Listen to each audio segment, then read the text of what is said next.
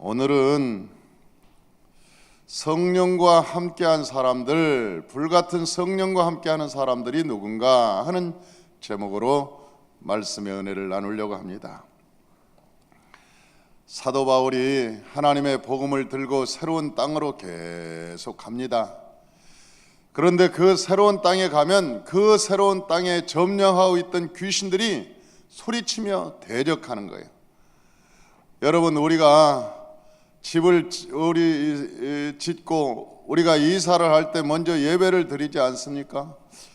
그것은 토착 귀신을 내어 쫓는 하나의 예배기도 하는 것입니다. 저 아브라함이 가면서 계속 하나님께 예배를 드리고 갔던 그 이유도 여러분, 그곳에 있는 악한 귀신을 쫓아내야 하나님의 나라가 세워지기 때문에 하나님께서 이 땅을 받아달라고 기도하는 거예요. 예배를 드리는 거예요. 우리가 예배를 드리는 것은 하나님, 이 땅의 주인이 여호와인 것을 우리가 고백합니다. 하나님 아버지, 우리의 가정이 여호와의 가정인 것을 믿습니다. 하나님, 이곳에 주인 되셔서 오셔서 이 가정을 하나님께서 다스려 주시고 우리가 그의 백성이 되어서 하나님과 함께 살게 하여 주옵소서. 그런 내용인 것이죠.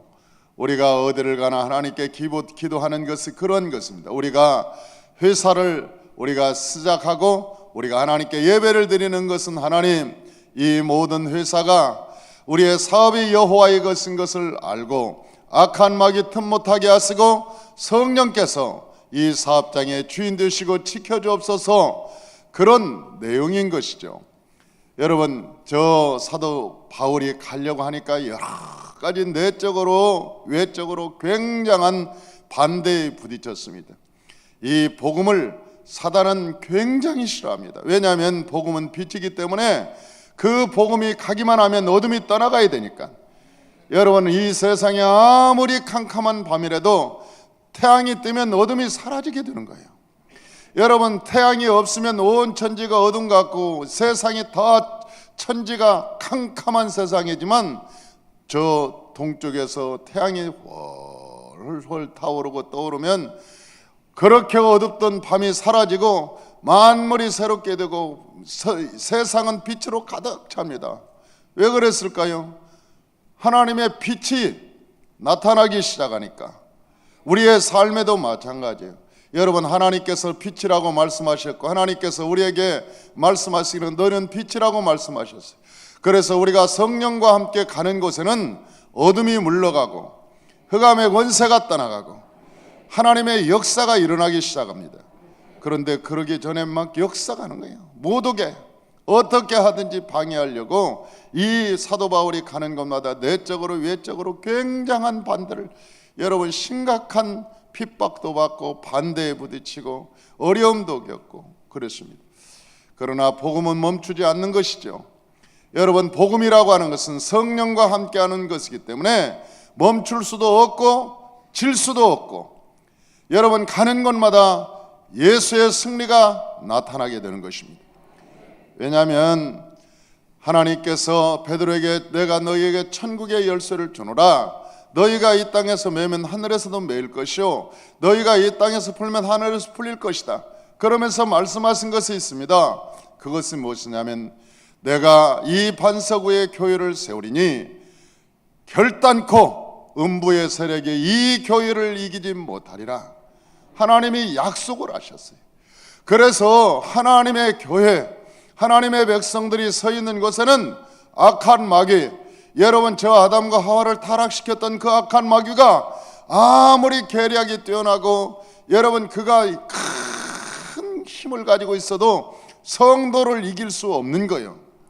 요한계시록의 가장 위대한 점은 무엇인지 아십니까? 요한계시록에 성도가 예수의 이름과 예수의 피로 그 마귀를 이긴다는 거예요.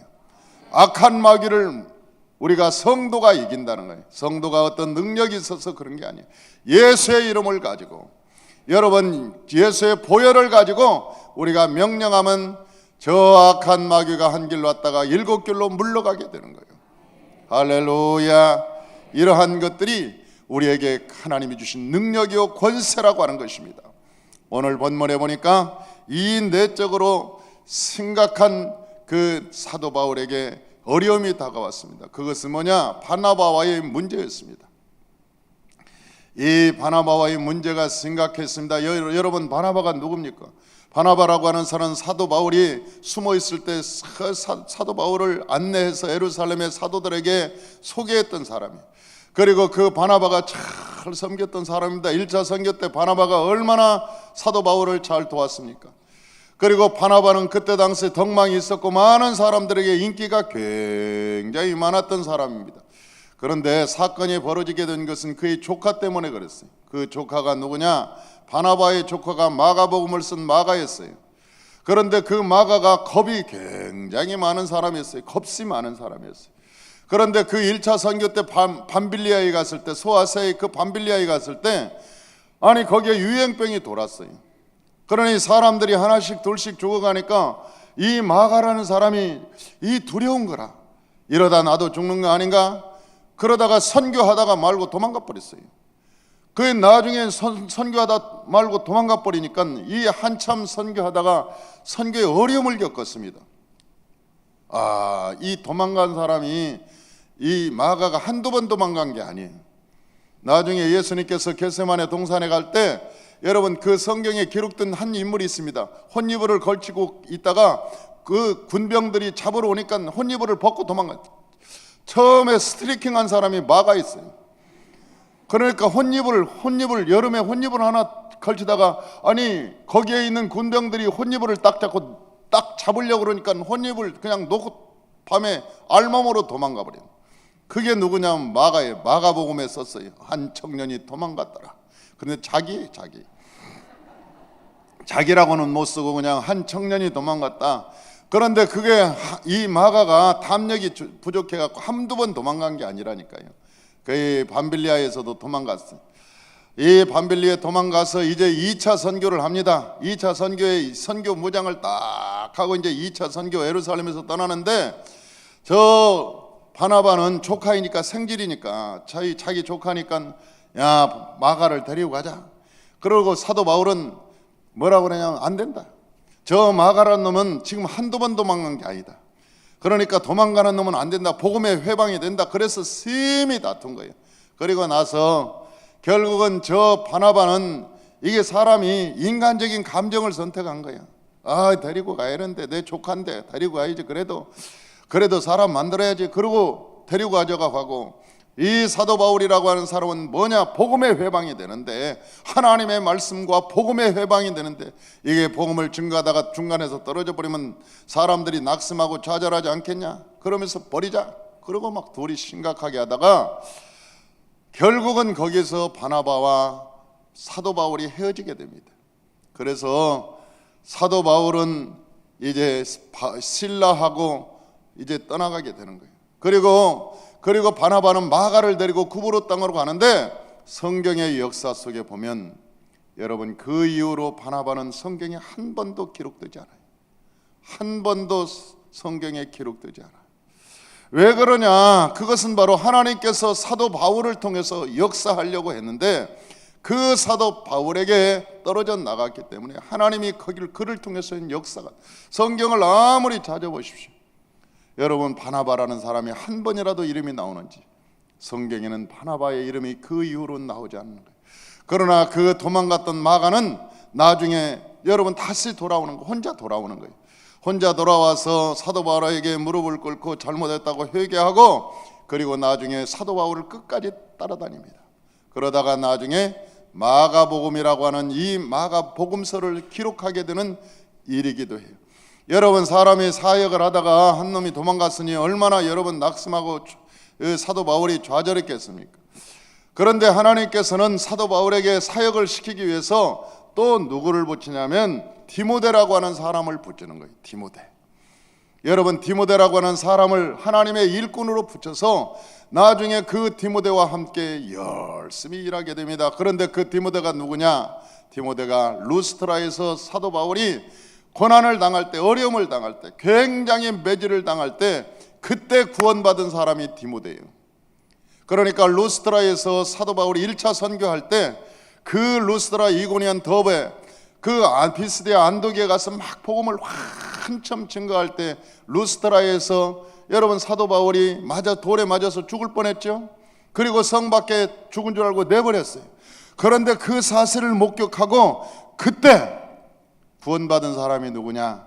그 사람이 바로 디모데라고 하는 사람이에요.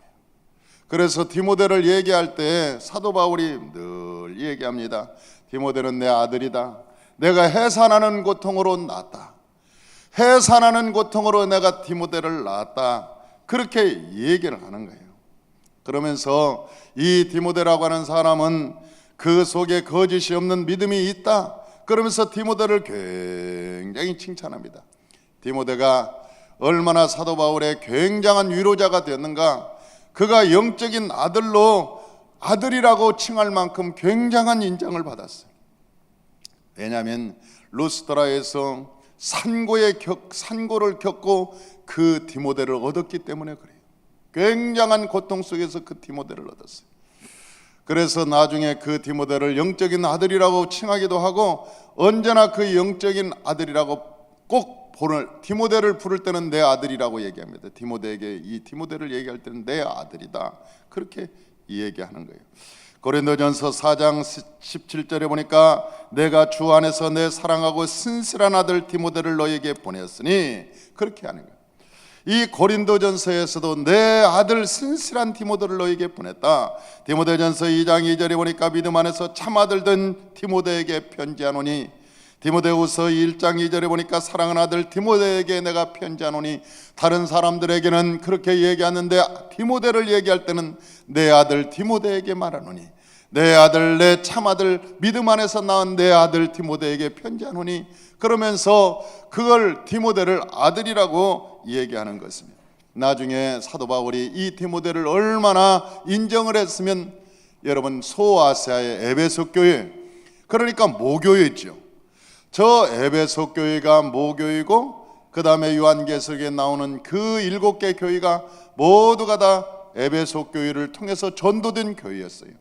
빌라델피아, 사데, 두아디라, 버가모, 라우디게 모든 교회가 이 루커스 계곡을 중심으로 해서 에베소 교회에서 파송되어서 세워진 교회가 여러분 요한계시록의 7개 교회예요.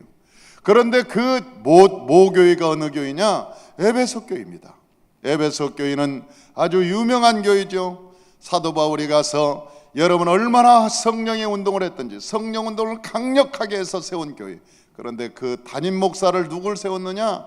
여러분 담임 목사를 디모데를 세운 거예요. 디모데. 그 사도 바울이 얼마나 사랑했으면, 여러분 얼마나 믿어졌으면 그 교회의 담임 목사로 디모데를 삼았겠냐. 그런데 하나님께서 이 디모데 같은 일꾼을 사도 바울이 일할 수 있도록, 그리고 사도 바울이 후에 교회를 세워갈 수 있도록 하나님이 디모데라는 사람을 붙였다는 거예요. 이게 위대한 거예요. 하나님의 일꾼을 하나님께서 그에게 붙였다는 거예요. 하나님의 일꾼을. 사랑하는 성도 여러분, 저와 여러분에게도 여러분 사람이, 이런 디모데와 같은 사람이 옆에 계시기를 주 이름으로 축원합니다. 하나님의 일을 할 때는 이런 사람이 있어야 돼. 사람이 정말 손발이 될 수 있는 사람이 있어야 돼. 저 사람은 내가 같이 죽고 같이 살 수 있겠다 할 수 있는 사람이 내 곁에 있어주지 않으면 여러분 큰 일을 감당할 수 없어요. 저 사람은 나와 함께 생명을 같이 할 수 있는 사람이 내 곁에 있다. 이런 사람이 있어야 우리가 하나님의 일도 하고 회사 일도 하고 사업도 하고 여러분 모든 것을 이끌어갈 수 있는데, 하나님께서 디모데를 그렇게 붙였다는 것.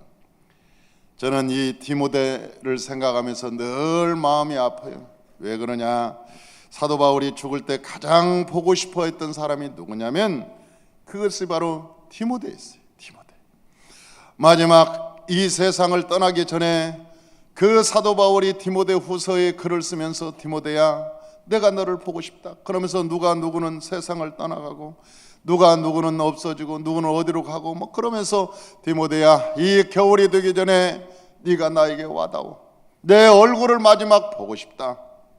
그러면서 디모데에게 마지막 편지를 하는 거예요. 그런데 디모데가 성경책을 사도 바울이 가지고 오라고는 가죽 성경 가지고 외투 가지고 배를 타고 그 로마로 갔죠.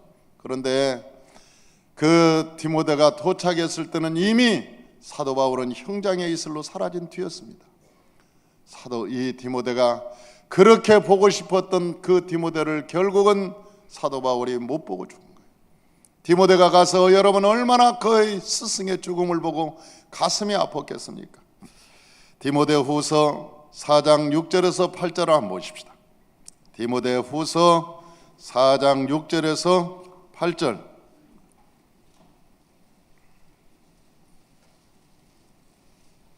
디모데후서 4장 6절에서 8절. 우리 다 같이 찾으셨으면 한 목소리로 읽습니다. 전제와 같이 내가 벌써 부어지고 나의 떠날 시각이 가까웠도다.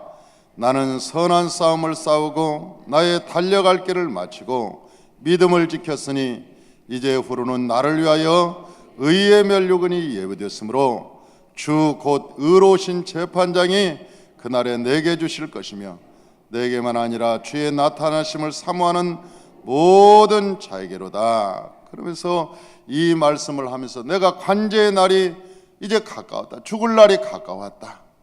그러므로 내가 죽을 날이 가까워서 너 얼굴 한번 보고 죽고 싶다. 그러면서 그 디모데에게 마지막 편지한 것이 디모데 후서입니다.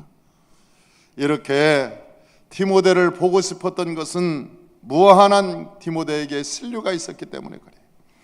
디모데에 대한 무한한 사랑이 있었기 때문에 그래요. 그는 사람이 인간적으로도 영적으로도 무한한 하나님의 교통이 있기 때문에 그를 그처럼 사랑한 것입니다. 사랑하는 성도 여러분, 여러분이 이 세상을 살아갈 때 이러한 사람이 둘셋은 적어도 둘셋은 여러분 곁에 있어야 여러분이 인생에 성공했다고 할 수 있어요. 여러분이 둘셋 정도는 우리가 이러한 사람이 있어야 우리가 인생을 살 때 행복했다, 성공했다, 이럴 수 있는 거예요. 그러한 여러분 곁에 많은 사람들이 있어주시길 주의 이름으로 축원합니다. 두 번째, 루디아죠. 이 루디아라고 하는 여인이 있었습니다. 루디아는 유럽에 갔을 때 첫 번째 만난 여인이었습니다. 자주장사라고 그러죠. 이 포목장사였던 것 같아요. 그런데 이 루디아, 하나님의 말씀을 전하려고 이 사도 바울이 강가에 갔었더니 그 강가에 여인들이 있었어요. 그런데 하나님의 말씀을 증거했죠. 예수가 그리스도라고, 하나님이 육신을 가지고 이 땅에 오신 분이 있는데 예수다. 그러면서 예수께서 십자가에 달려 돌아가시고 다시 성령으로 우리 가운데 오셨는데 예수님께서 죽었다가 사흘 만에 부활하셔서 우리에게 길이요 진리요 생명이 되셨다. 그러면서 막 복음을 증거하고 있는데 하나님이 그 루디아의 마음을 싹 열었다. 성경에 보니까 하나님이 루디아의 마음을 싹 열었다는 거예요. 하나님의 마음. 사람의 마음도 열고 닫는 것 같아. 사람의 마음이 12문도 더 있습니다. 사람의 문을 하나 벗겨보면 또 문이 닫혀 있어. 또 열어보면 그 속에 또 문이 닫혀 있고. 사람의 문이 얼마나 철갑처럼 단단한 문이지. 사람이 자기 속을 안 열어요. 안 보여줘요. 그래서 천길 물속은 알아도 사람의 마음은 알 수 없다는 거예요. 천길 물속은 다 알아도 사람의 마음은 알 수 없다는 거예요. 사람의 마음이 깊은 거죠. 사람의 마음은 누가 여냐? 사람이 여는 게 아니에요. 누가 열어요? 하나님이 열어요. 할렐루야. 우리 사도행전 16장 4절, 사도행전 16장 14절 한번 읽어보십시다. 14절 다 같이 시작. 두아디라이스에 있는 자색 옷감 장사로서 하나님을 섬기는 루디아라 하는 한 여자가 말을 듣고 있을 때 주께서 그 마음을 열어 바울의 말을 따르게 하신지라. 할렐루야. 주께서 그 마음의 문을 열어서 하나님의 말씀이 그 마음 깊은 것까지도 들어가게 하셨다. 하나님의 말. 여러분, 우리가 마음의 문을 하나님이 안 열어주면 우리가 말씀을 전해도 어디에 떨어지냐? 마음 밖으로 딱 귓등으로 듣고 말아요. 귓등으로. 사람이 귓등으로 들어요. 그래서 아무리 말씀을 전해도 마음에 들어가지 않고 그냥 흘러가 버려요. 마음에 두지 않아요. 그런데 하나님께서 복 있는 자들의 마음을 여시겠죠? 여러분, 복 있는 사람들의 마음의 문을 열어주셔요. 그래서 그 마음 깊은 곳에 하나님께서 세상의 근보다도 귀하고 은보다도 귀하고 진주보다도 귀한 여호와의 말씀을 그 마음에 깊이 넣어줌으로 거기에서 생명이 나타나기 시작하는 거예요. 그 심령 골수까지 말씀이 들어갈 수 있도록 하나님이 은혜를 나려주시는 거예요. 복을 받은 자입니다. 하나님의 은혜를 받은 자입니다. 하나님의 말씀이 골수까지 들어가고 심령 깊음까지 들어가서 그 속에서 생명의 싹이 트고, 여러분 거기서 이제는 열매를 맺고 꽃이 피는 하나님의 생명의 역사가, 말씀이 생명 깊이 들어갈 때 역사가 일어난다는 거예요. 온가족 특별 새벽성회 때 이 말씀들이 여러분의 심령에 들어가시기를 주의 이름으로 축원합니다. 주께서 여러분의 마음을 열어주시고 그 마음 깊이에 하나님의 말씀이 들어가시기를 주의 이름으로 축원합니다. 할렐루야. 유럽 선교는 루디아를 빼놓고는 말할 수 없는 거예요. 이 루디아가 없었으면 유럽 선교가 멈춰버렸을지도 모릅니다. 이 루디아가 이제는 마음에 막 감동을 받습니다. 은혜를 받습니다. 그래서 루디아가 굉장히 그때 당시 부자였어요.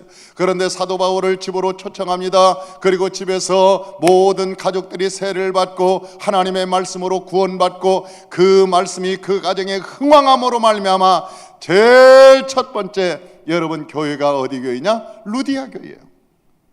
지난번에 터키에 갔을 때, 터키에 가서 그리스를 지나서 갈 때 루디아 교회를 갔었어요. 그런데 루디아 교회 바로 앞에 사도 바울이 그 강가에서 설교한 강이 있었어요. 나는 강이 우리 한강저처럼 굉장히 넓은 줄 알았습니다. 그리고 그 성경을 보면서 이 강이 얼마나 넓고 사람들이, 수많은 사람들이 모여들겠지. 그래서 그 강가를 가봤더니 그 강가가 5m도 안 되는 거예요, 폭이. 저는 그것 보고 또 한 번 놀랐어요. 야, 이것을 강이라고 얘기할까 그랬더니 그리스 사람들은 그것이 물이 적은 동네라 그것도 강이라고 얘기한다는 거예요. 그런데 그 강가에 강이라고 그랬는데 물이 찰찰찰찰찰 지금도 흘러요. 그래서 거기에 서서 사도 바울이 설교했다고 하는 그곳에서 사진도 한 장 찍고 돌아온 적이 있었어요. 여러분도 시간 있으면 루디아 교회, 그 앞에 루디아 교회가 있어요. 지금도 루디아 교회, 그 바로 앞에 루디아 교회가 있는데 우리 혼자 한번 가십시다. 할렐루야. 네, 우리도 한번 가서 그 루디아의 위대함을 한번 보는 거예요. 저 루디아가 없었으면 여러분 저 빌립보스 이 교회가 세워지지 않았습니다. 루디아라고 하는 사람을 하나님이 붙이신 거예요. 붙였어. 그러므로 하나님이 또 사람을 계속 붙여가는 거예요. 사도 바울에게 사람을 계속, 새 사람을 붙여가는 거예요. 하나님의 일꾼을 붙여가는 거예요. 왜? 하나님은 목적이 하나 있어요. 하나님의 일을 하도록, 하나님의 일을 할 수 있도록 하나님께서 새로운 일꾼들을 계속, 훌륭한 일꾼들을 붙여가면서, 여러분 이 교회 동서사방에서 구름대처럼 일꾼들이 모여지시길 주의 이름으로 축원합니다. 이 재단에 수천 수만 명이 되려면 여러분 일꾼들이 모여야지, 우리의 힘으로는 능으로는 할 수 없이 수많은 일꾼들이 모여서 여러분 세워지고, 그 일꾼들을 통해서 하나님의 나라가 확장되고 놀라운 하나님의 기적이 일어나게 될 것입니다. 저와 여러분들도 모세오경을 통해서, 사복음서를 통해서 하나님의 말씀으로 무장하고 성장해서 큰 일꾼들이 되시길 주의 이름으로 축원합니다. 기도하겠습니다.